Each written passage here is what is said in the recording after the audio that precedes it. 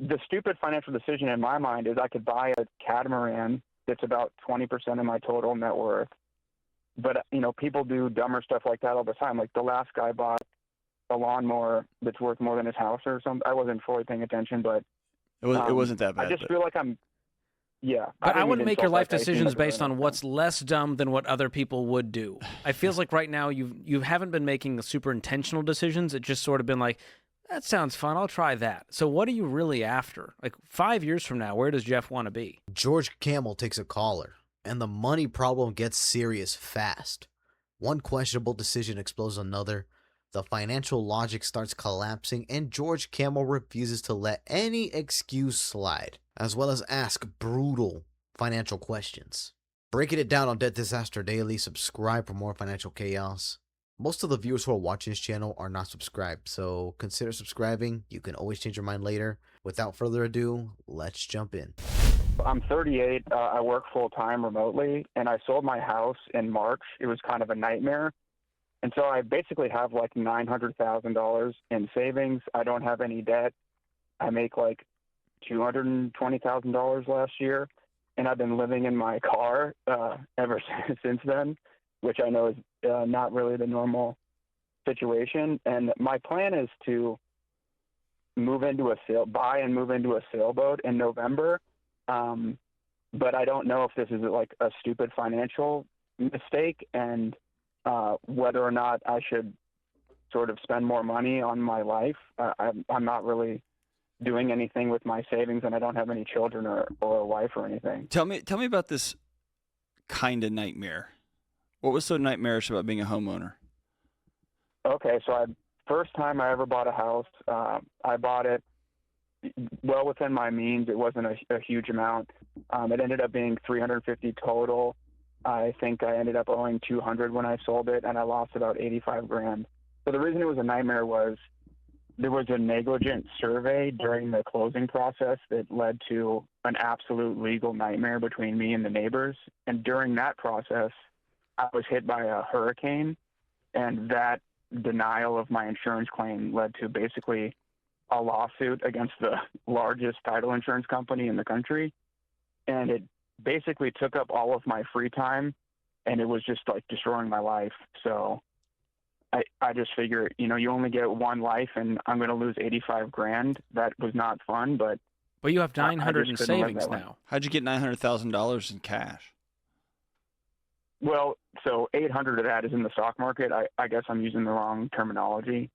Like a brokerage account? I have non-retirement? It's in a brokerage account. Yeah, I'm lucky enough to have a family member who's a portfolio manager, so it's been great to not have to pay fees when I invest, and he's just really good at it. And so I've been putting money in there since I was 18, right? So Okay. 20 years of that. It's about $900K. I have a bunch of money in crypto that's like really, I don't even add any into it. And then I know you're supposed to have less in your savings, but I have like $100,000 in my checking account just because I'm lazy, I guess. Okay, so what drove you to live in your car? Pun intended. Like, why not rent somewhere? Joke. That's a very strange decision to go, I'm selling my house, I have $900,000, and I'm going to choose to live in my car. You have more than $1 million in liquid money. More than that? I mean, you've got 900 in the stock market. Plus you got $100,000 in cash plus crypto. Like I guess you're not liquid, I have 800 in the stock market. Yeah. Okay, so why the car? Why not rent somewhere? Yeah. Why are you scared of renting? I think maybe I'm having a midlife crisis. Basically, I'm not just like sitting in my car and Brother, you're rich. What? Midlife crisis? an empty field. I'm driving around the country and using Starlink to work, and I'm just like seeing all the things I've never seen before. Like I've been to, I don't know, every national park and, just beautiful. So this is an places that intentional I've always adventure for you. Yeah, but to be honest, like when I first went into it, I said, okay, listen, you're basically rich for your age. Why don't you like treat yourself and buy a van or an RV or something? And I just don't do that. I'm like using my car I already owned. And even this sailboat, like the sailboat I'm planning to buy in November, it's $25,000. And so, I mean, the stupid financial decision in my mind is I could buy a catamaran that's about 20% of my total net worth. but people do dumber stuff like that all the time. Like the last guy bought a lawnmower that's worth more than his house or something. I wasn't fully paying attention, but it wasn't that bad. I just feel like But I wouldn't make your life decisions based on what's less dumb than what other people would do. It feels like right now you haven't been making super intentional decisions. It just sort of been like, that sounds fun, I'll try that. So what are you really after? Like 5 years from now, where does Jeff want to be? Is he still living in a sailboat? Well, to be honest with you, maybe this is like past the scope of this conversation, but I don't think in 5 years I'm going to have a job because of AI, right? I know this is like a national conversation and nobody really knows where it's going, but like, I don't think I'm going to make it to 65. So, like financially or employment wise, or you think you'll be dead by 65? Like, brother, learn AI then. What are you doing?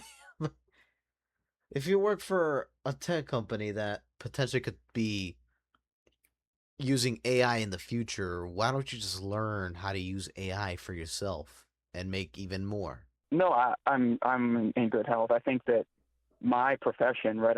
I work in software. Okay. I am not sure that I'm going to be able to work to 65 if I wanted to. Okay. I think that I could be laid off in 5 years. So let's say I 100% agree with you. Like that's a very real possibility. And so I'll take you back to when I was part of a think tank with higher education, and there was 6 of us on the team, and I think within 6 months, 5 of us had sold our house. Like we saw the math on the problem that was higher education, and we're like, oh, this ends real soon. So 2 things happened. One, here I am this many years later, and colleges are still kicking, right? And I was also right. Like it's on not a great trajectory. But not in addition to selling my house, I also use that as a time to get my finances in order, go back to school, get trained as a mental health professional, and to begin to expand what could then come next.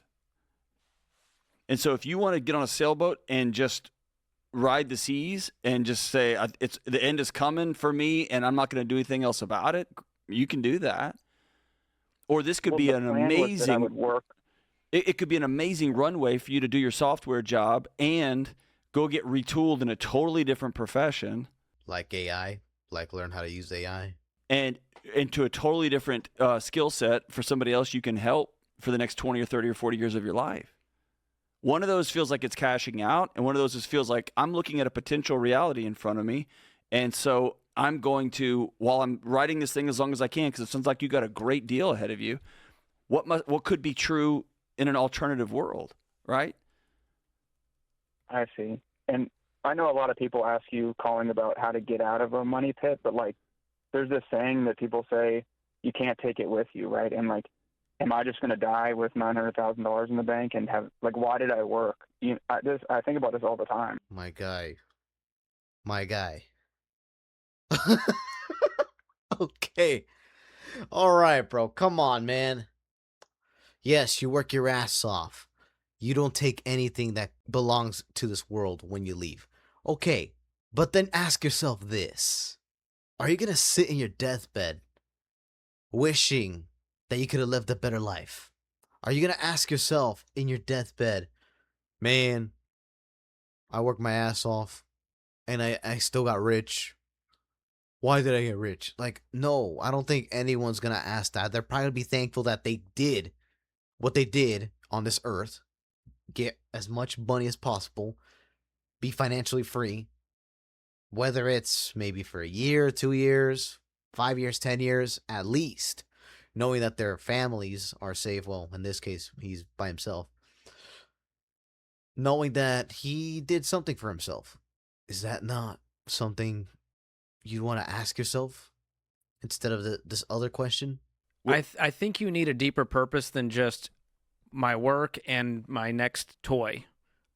Do you want to have a relationship? Do you want to be married? Do you want to have kids? What kind of life do you want to build outside of, okay, you have, because here's the thing. It's not dumb to buy a sailboat in cash and have that adventure. It's dumb to make all of your life decisions based on the fact that it's all going to come down eventually, so why even try?